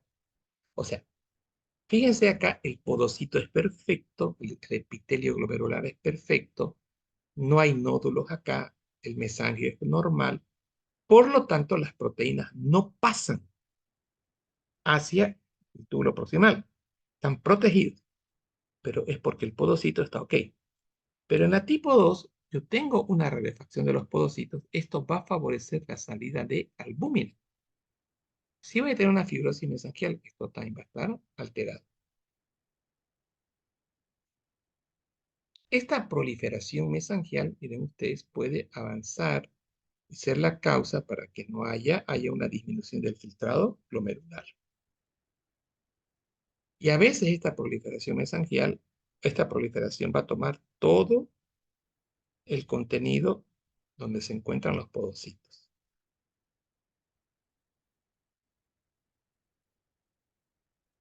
Entonces, les dije que vamos a hablar ahora de proteinuria por lesión de la proliferación de la membrana basal, por una alteración, por una rarefacción de la membrana basal de los podocitos.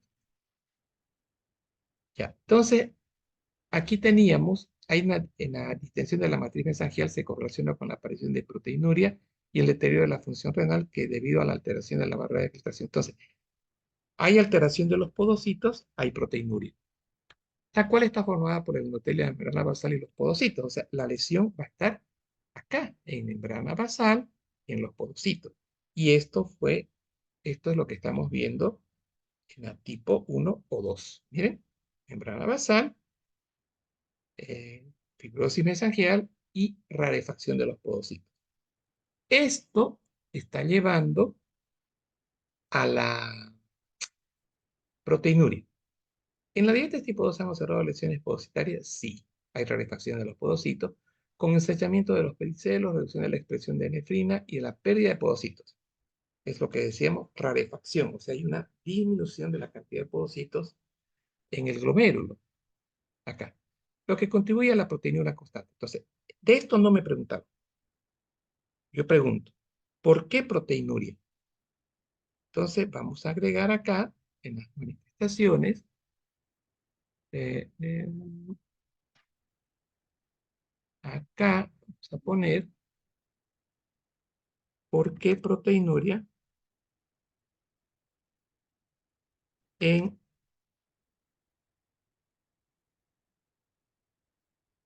la insuficiencia, no, en la nefropatía diabética. La respuesta será disminución de los podocitos o rarefacción y un engrosamiento de lo que vendría a ser la membrana, una alteración de la membrana basal y del mesangio. Eso estaría generando proteinuria. Entonces hay lesión podocitaria y reducción de la expresión de nefrina y la pérdida de los podocitos, rarefacción. Ya tenemos proteinuria, explicación de proteinuria. Finalmente, la fase de proteinuria que aparece por los cambios iniciales en el mesangio, en la rarefacción de los podocitos, la disminución de podocitos. Esta proteinuria va a contribuir en el deterioro renal, ya que la sobrecarga de proteínas en el filtrado glomerular obliga a una intensa resorción tubular. Esta situación desencadena la liberación de citocinas inflamatorias quimiotácticas y vasoactivas que a su vez inducen lesiones tubulointersticiales constituyendo al establecimiento de la insuficiencia renal. Entonces, como una nefropatía acá se va a convertir en un problema de insuficiencia renal. Es eso lo que aquí les voy a explicar. Entonces, vemos acá, no, no era acá,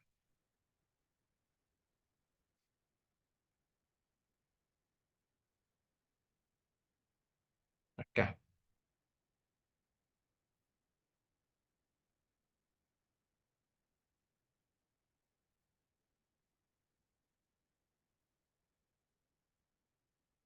Ujú.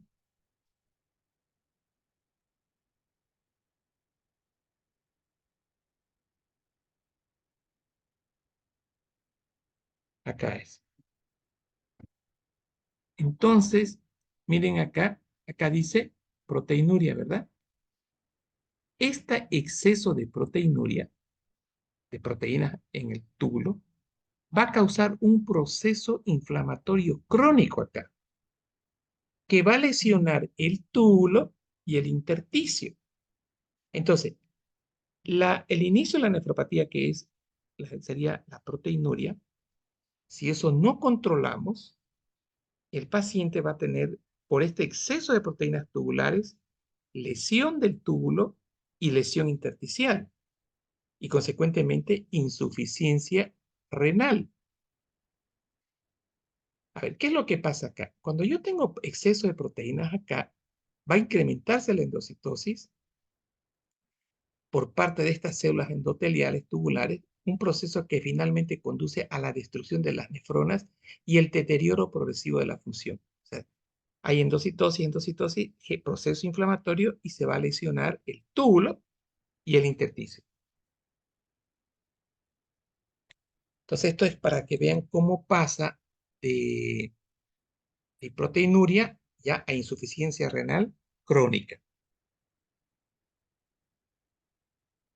La proteinuria se ha atribuido a la pérdida de la selectividad para la carga eléctrica de la membrana basal o la pérdida de proteoglicanos cargados negativamente. O sea, hay proteinuria, eso ya lo expliqué. Ahora bien, se ha demostrado que la barrera antiproteinúrica se halla en el diafragma de las ranuras interpodocitarias. Sí, esto ya explicado. La cosa es que hay una lesión de los podocitos. Luego, aquí teníamos liberación de citocinas, la lesión del túbulo e intersticio. Y el otro mecanismo es el aumento de la presión intraglomerular, favorece la activación de proteína sinasa C, y este medidor estimula la expresión de factores de transformantes que está implicado en la producción de fibronectina e inducción de glomerulosclerosis. O sea, complicada la situación, ¿no? Tengo la proteinuria, esto lesiona produce atrofia tubular, fibrosis intersticial. Y por otro lado, tengo que el estrés del glomérulo había hipertensión glomerular y mire, se activa esta proteína, van a haber estos factores, liberación de factores transformantes de crecimiento, y esto va a generar glomeruloesclerosis. Ya estamos en insuficiencia renal crónica. Esto ya explicamos esto. Esto era la lesión del glomerulosclerosis. Esto es, hay un crecimiento nodular acá dentro del glomérulo.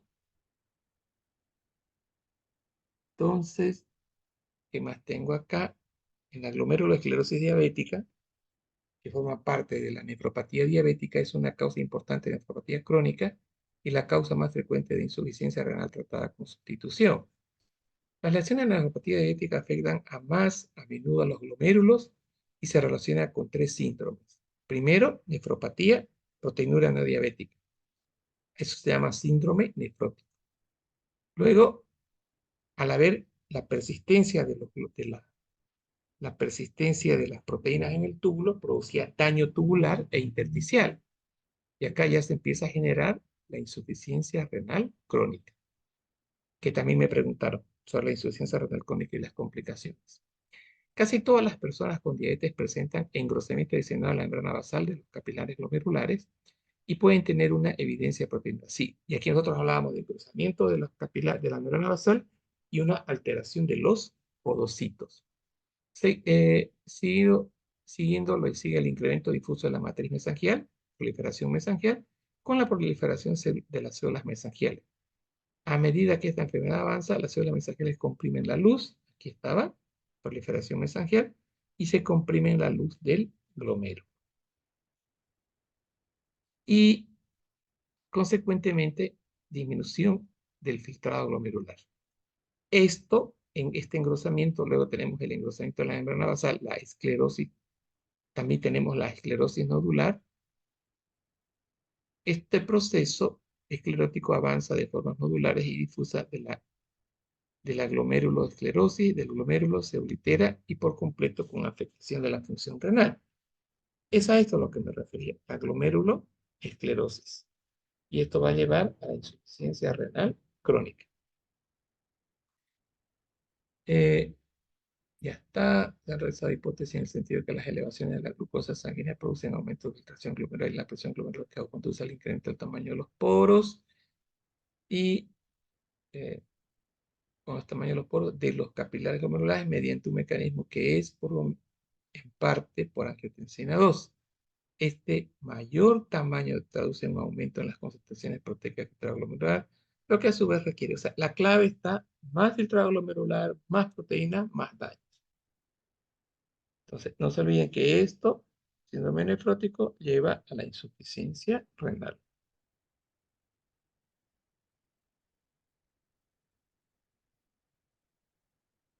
Este es un glomérulo normal con unos podocitos normales con una presión colodipática de 20. Pero miren acá, hay ensanchamiento del epitelio de los podocitos. Hay una disminución, podríamos decir acá. Aquí vamos a poner así.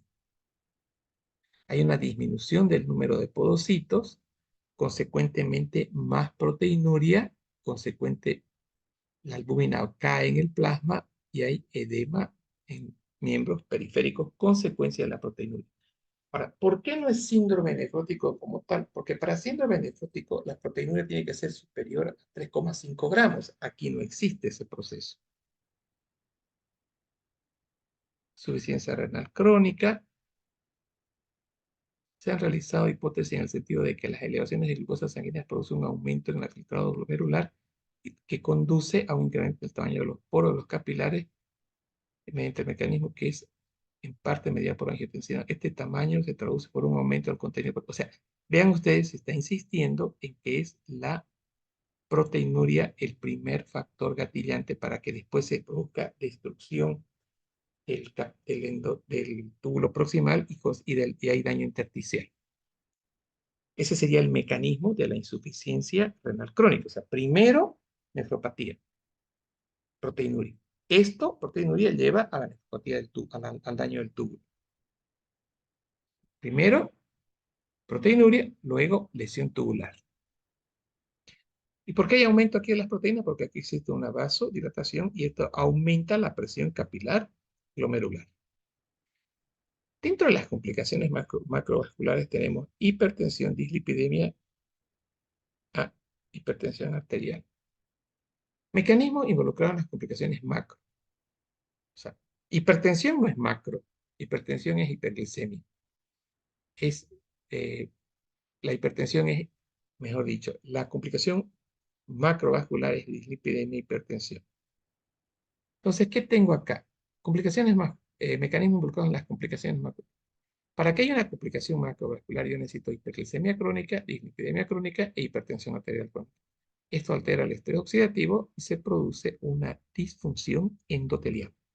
Esto es lo típico de las complicaciones macrovasculares.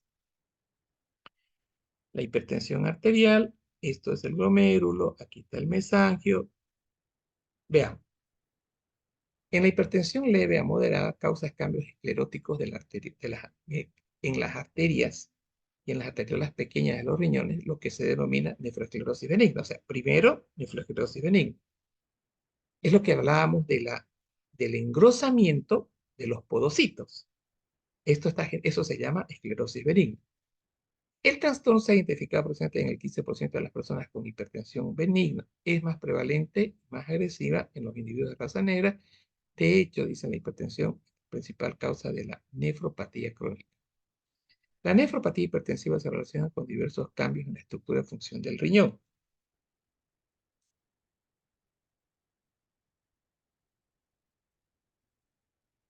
A medida que las paredes vasculares se hacen más gruesas y la perfusión disminuye, aquí, la nefropatía hipertensiva se relaciona con diversos cambios estructurales en la función renal. Los riñones son más pequeños de lo normal y suelen presentar afectación bilateral. En el examen histológico revela estrechamiento de las arteriolas y arterias pequeñas causado por engrosamiento y alinización de las paredes. O sea, las paredes de los vasos se van haciendo más, se van cerrando. Y a medida que las paredes vasculares se hacen más gruesas, acá, si estas paredes vasculares se hacen más gruesas, va a haber menos filtración. La perfusión disminuye, lógico. Paredes más gruesas, la perfusión va a disminuir, no va a llegar una cantidad adecuada de sangre al glomérulo. Disminuye el flujo sanguíneo a la nefrona, se reduce lo que causa atrofia tubular. O sea, hay menos sangre en la nefrona y se está generando atrofia tubular en parches, fibrosis intersticial y diversos cambios de las estructuras funcional glomerular. La nefroesclerosis hipertensiva no complicada no suele acompañarse de anomalías significativas. Entonces, el problema de la hipertensión es fibrosis intersticial, es atrofia de los túbulos. Entonces, ahí tenemos la insuficiencia renal por hipertensión y por diabetes. Eso ya lo vimos. La vascular de hipertensión arterial, ya vimos esto.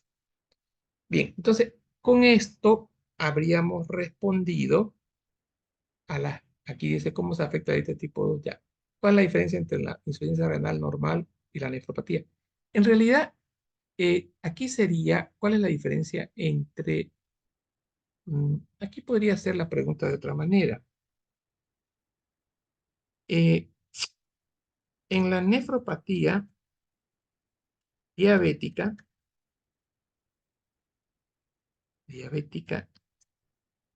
se produce,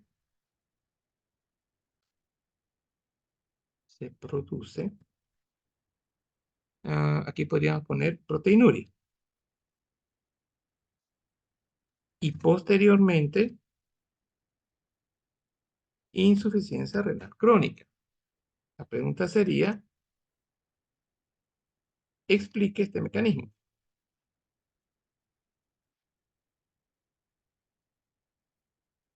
Este mecanismo. Esa sería la pregunta correcta. Entonces vamos a borrar esto. En la neuropatía diabética se produce proteinuria y posteriormente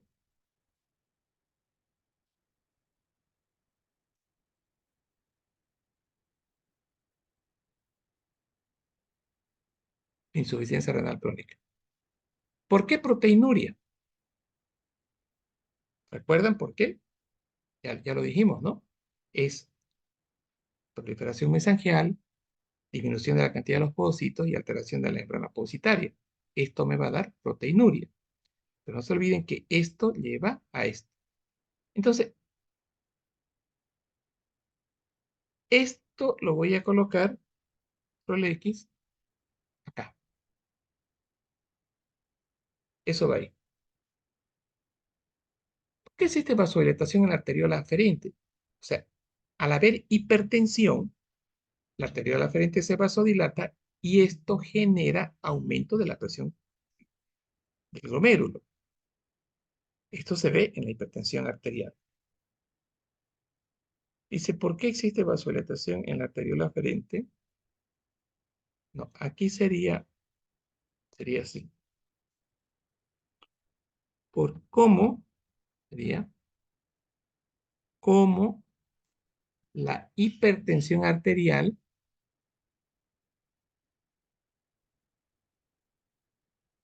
causa lesión renal. Esa sería la pregunta. ¿Cómo? Ahora, acá, para completar eso de la vasodilatación, ¿cómo la hipertensión arterial causa lesión renal?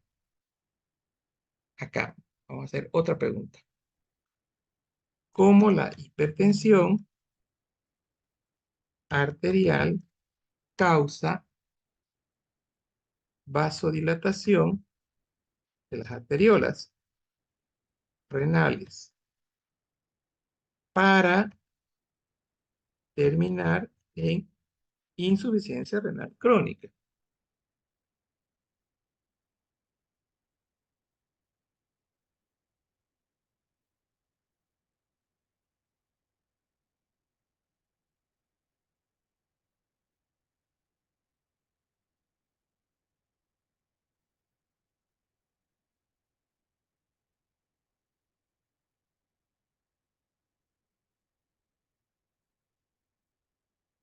¿Cómo la hipertensión arterial causa vasodilatación de las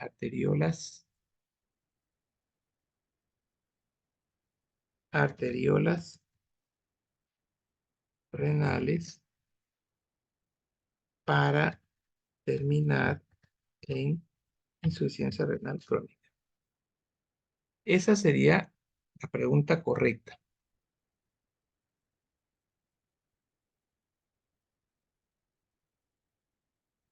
En la nefropatía diabética se produce proteinuria y posterior insuficiencia renal. Explique este mecanismo. Correcto. ¿Cómo se identifica la nefropatía diabética? Por la presencia de una proteinuria que se llama esto al azar mayor a 30 miligramos o un- una proteinuria mayor a 150 miligramos en 24 horas. ¿Cuál es el tratamiento de la nefropatía diabética? Básicamente control de glucosa y de hipertensión arterial.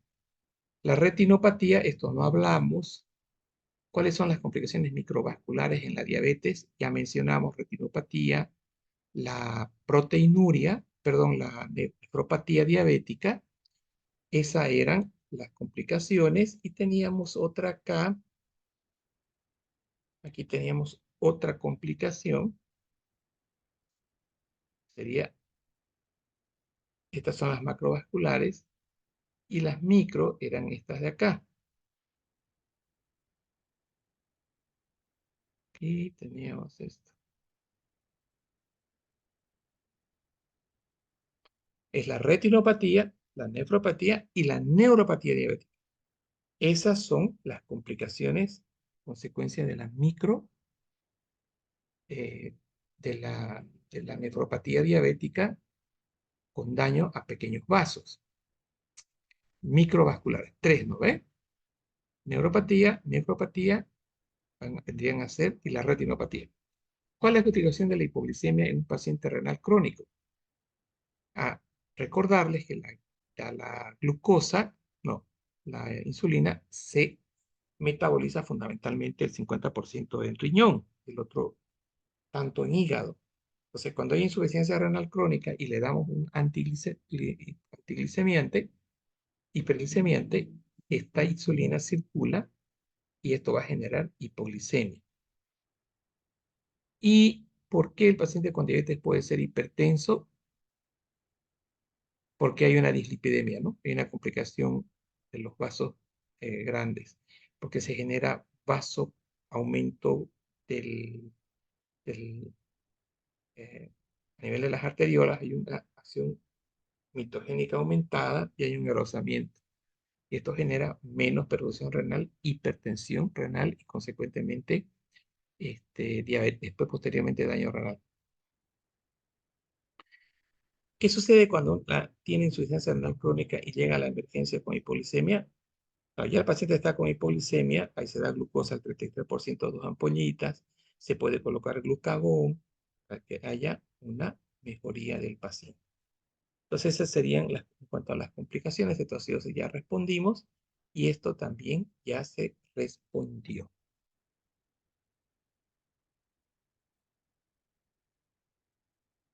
Entonces, aquí vamos a poner stop share, ahí, y voy a poner fin, fin. A ver, esperemos un ratito, aquí pongo, está grabando, pausa,